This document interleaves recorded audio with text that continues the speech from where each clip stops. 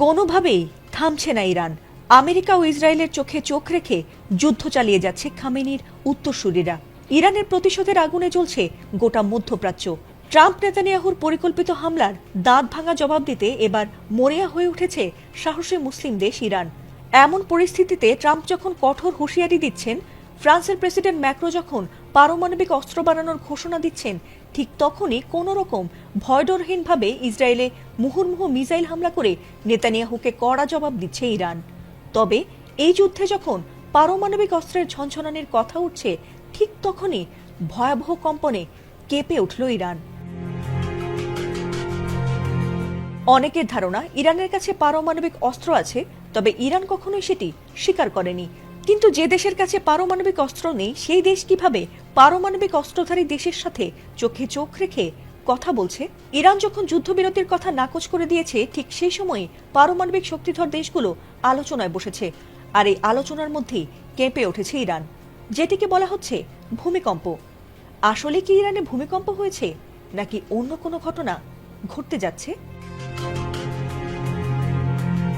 Iran ইসরায়েলের তুমুল যুদ্ধের মধ্যে তেহরানের এই ভূমিকম্প নিয়ে সোশ্যাল মিডিয়া থেকে শুরু করে নেটিজেনদের মধ্যে নানা কথা উঠে আসছে। কেউ কেউ মনে করছেন ইরান হয়তো গোপনে ভারী ক্ষেপণাস্ত্রের পরীক্ষা চালিয়েছে, তবে সেটির কোনো জবাব এখনো পর্যন্ত ইরানের পক্ষ থেকে দেওয়া হয়নি। ইরানের এই ভূমিকম্পটি হয়েছে গেরাস অঞ্চলে, আর সেটির উৎপত্তিস্থল ছিল ভূপৃষ্ঠ থেকে মাত্র 10 কিলোমিটার গভীরে।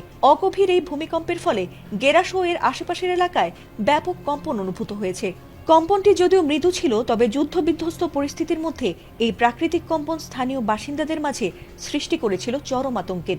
তবে এখন পর্যন্ত বড় কোনো ধরনের ক্ষয়ক্ষতি বা হতাহতের খবর পাওয়া যায়নি।